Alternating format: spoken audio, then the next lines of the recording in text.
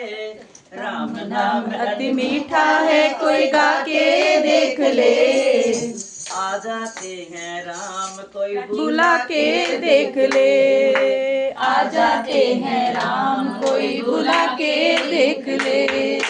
राम नाम अति मीठा है, कोई गा के राम कोई बुला के देख ले।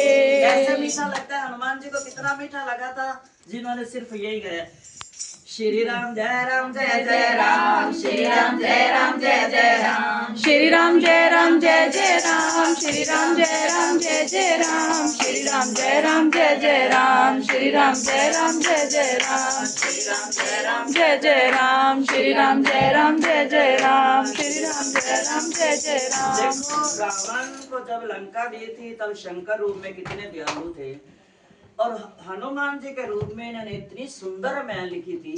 वो कितना जानते होंगे जो हर समय भगवान के साथ रहते थे, कितना ज्ञान उनके अंदर से जानते होंगे, उनकी रग रग जानते थे, तो कितनी अच्छी रामायण लिखी होगी।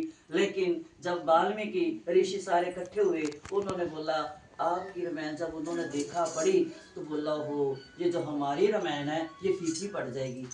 हनुमान जी ने कहा कोई बात नहीं। हनुमान जी उसी समय गए। देखो हनुमान जी ने भी क्या किया, त्याग। इतना अपना प्रेम लिखा हुआ अपने प्रभु का, अपने इष्ट का, रामायण जो थी जल प्रवाह करके आगे। दानी दानी थे ना शंकर भगवान, क्या हनुमान के रूप में भी उन्होंने राम नाम का लिखा हुआ पूरा ग्रंथ जो था जल प्रवाह कर दिया। बोलते कोई बात नहीं, किसी का आपकी जो रामायण है यही प्रचलित हो। और उनमें 27 रामायणों में से 28 रामायणों में से किसकी हुई, तुलसीदास बाबा की। उसमें भी भगवान ने, शंकर भगवान ने हस्ताक्षर किए, नीचे से ऊपर पूरे ग्रंथ रख दिए। इसलिए तुलसीदास की बड़ी परीक्षा। ऐसे नहीं रामायण आई, ऐसे हनुमान चालीसा नहीं आया। ये एक ही चालीसा बना था पहले, हनुमान चालीसा। ये ऐसे नहीं बना, इसकी पावर है, इसकी बहुत पावर है, क्योंकि ये जेल में बना था। तुलसीदास को जेल में डाल दिया था। जेल में उसने 40 दिन जेल में रहा था। तो भगवान ने सोचा मेरे भक्त का कोई कसूर नहीं है, उसको जेल में बंद कर दिया। वो अंदर भी राम नाम गा रहा था। 40 दिन हुए थे, 40 ही चुपाइयां बनी थी। उसके बाद राम जी ने ऐसी, हनुमान जी ने सेना भेजी वानरों की, पता नहीं कहाँ से आई। पूरे ये जेल के कवाड़ ताले सब तोड़ ताड़ दिए और हल्ला मचा दिया। सब भाग गए, जितने जेलर थे, जो भी बैठे थे वहां पर, और तुलसीदास को निकाल के ले गए। जैसे तुलसीदास बाहर आए हैं बंधन से, तो 40वीं चुपाई थी। उसके बाद बंधन छूट गया, जेल से मुक्त हुए, तो पता ही नहीं वानर कहाँ गए। जब बचाते हैं प्रभु प्रहलाद को, कल होलिका जलाने बैठी तो अग्नि में से बचा लिया। जब बचाते हैं प्रभु तो ऐसे बचाते हैं। तो वो क्या लिखा है, बंधन छूटे। अगर किसी को बहुत बंधन हो, किसी को अगर झूठी जेल भी लग जाती है ना किसी को, ये हनुमान चालीसा 100 बार एक ही समय, एक ही आसन पर जल रखकर पास में एक ही समय हो, तो कहते 40 दिन जो उम्र कैद होगी ना वो भी छूट जाती है। इतना बाला इसमें। किसी के ऊपर मंगल ग्रह हो, मंगल शनिवार ने हनुमान जी ने शनिवार को भी तो पीछे कर दिया था ना। जब शनि देव को पता चला तो शनि देव ने कहा ठीक है ना, इसकी भक्ति कम करता हूँ, इसका बड़ा प्रेम है राम से, हर समय जय श्री राम करता रहता है। तो आए शनि देव, हनुमान जी के यहाँ पर बैठ गए। हनुमान जी देखा ही नहीं। इसीलिए कहते हैं ना, कोई दुख आता है ना देखो मत, अगर दुख को याद करोगे तो बढ़ेगा, तो नहीं तो बोलेगा मैं कहाँ फंसा आके, ये तो मेरी तरफ देख ही रहा, भाग जाएगा, वापिस हो जाएगा। उसका नाम, बीमारी का भी बार बार नाम मत लो। हमारे प्रभुपाद जी 70 साल के बुखार भी होता था ना, 104 बुखार, लोग शिष्य बोलते बुखार है, बोलते थे नहीं, जाके नहाते थे, नहा के आके फिर अपना जप माला जो लेखनी लिखते थे, लिखते रहते थे। कहते अगर मैं बुखार बोला ना, बुखार बोलेगा हाँ ये मेरा नाम ले रहा है, इसको चाह है मेरी, मैं बैठ जाऊँ इसी के पास ही।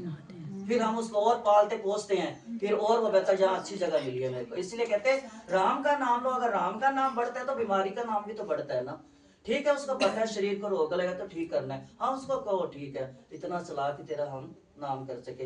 नाम मत लो, किसी दुख का, किसी बीमारी का, किसी रोग का हम क्या करते हैं, उल्टा ज्यादा लेते हैं। सुख का कम लेते हैं, दुख का ज्यादा लेते हैं। नहीं लेना चाहिए, क्योंकि उसको सब पता है कब देना है। तो वो ये कहते हैं हनुमान जी, और जोर जोर से, उन्होंने देखा ही नहीं।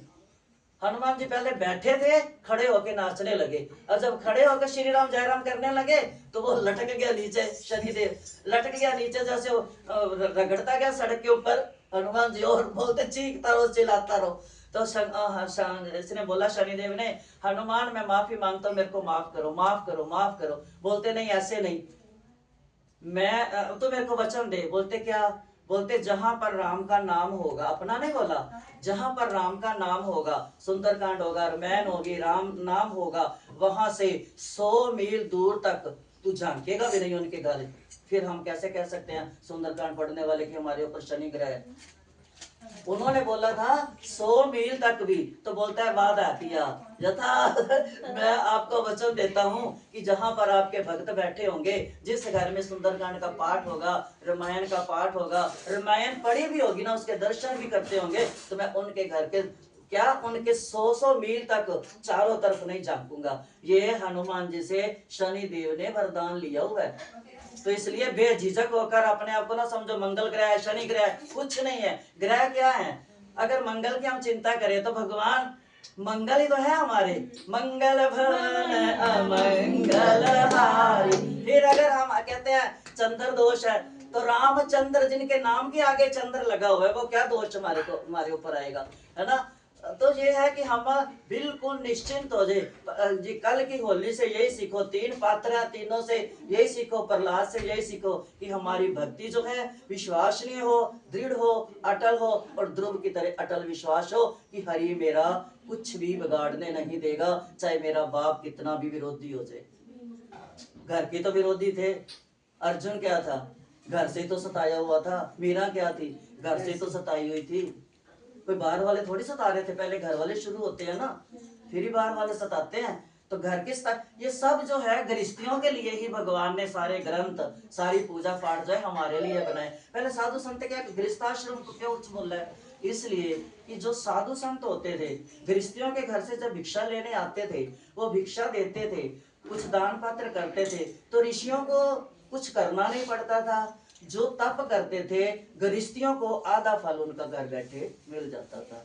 उनके आश्रम चलते थे, इनके गृहस्थियां चलती थी, है ना? अब भी कहते हैं अगर किसी ने अन्न, ये जो भिक्षा 5 घरों से लेते थे, पांडवों ने भी भिक्षा ली, तो कहते जब तक उसके पेट में अन्न रहता है, किसी का कपड़ा दिया जब तन पे रहता है, जब तक उसके एक एक तार उतना जो नाम जपता है ना, आधा फल तो उसको घर बैठे मिल जाता है।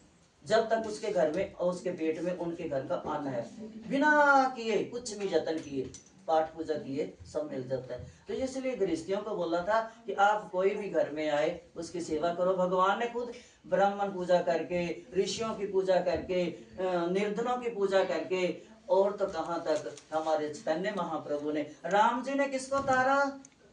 जब राम रूप में आए, विष्णु जी ने तो तारा ही तारा। जब विष्णु जी राम रूप में आए तो किसको तारा? नीच से नीच शबरी को, और नीच से नीच केवट को, है ना? बाकी तो देखो, फिर पक्षी, मांस खाने वाला, उसको तारा। अब जब कृष्ण रूप में आए तो किसको तारा?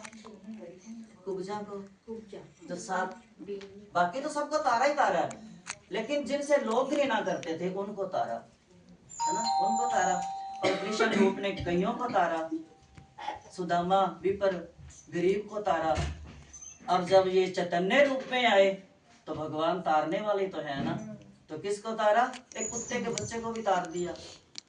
भगवान ने जो दिखाया वो गीता में है ना, कुत्ते में भी मैं हूँ, सब में मैं हूँ, सूर्य में मैं हूँ, चंद्र में मैं हूँ, सब में मैं हूँ। तो भगवान का जो नाम है, भगवान का जो संग है, भक्तों का संग है, ये उन्हीं की कृपा से मिलता है। बड़े किस्मत वाले हैं हम, मैं तो बहुत किस्मत वाली हूँ। आप जैसे भक्तों का, प्रेमियों का संग मिला है, राम नाम मिला है गाने को ना, तो ऐसे ही गाया करो। और होली की सबको बहुत बहुत बधाई बधाई बधाई बधाई। और आज भाई, आज एकदम हैप्पी एनिवर्सरी भी है, सारे बोलो हैप्पी एनिवर्सरी की बहुत बहुत बधाई। हम आएंगे, हम अंदर वाले भी आएंगे 2 मिनट तो हम आएंगे। और वो दूल्हे राजा अंदर बैठे हैं। अरे वाह, दूल्हे राजा आज घर में ही प्रेजेंट है। आ जाओ भाई, आ जाओ दूल्हे राजा। कोई सालियां तो जाओ।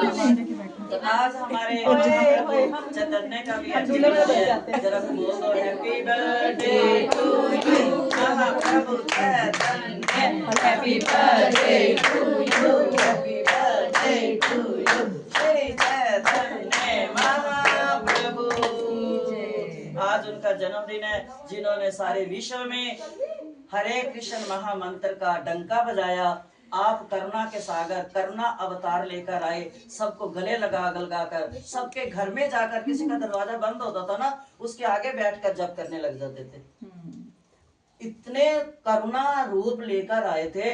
और राधा माँ तो है ही करना, अंदर भी करना और अपना रूप भी करना लेके आए थे। इतना तारा इन्होंने ये चैतन्य महाप्रभु ने कृष्ण कृष्ण पुकारते गिर जाते थे, दीवारों पे सिर लगता था, खून निकलने लगता था।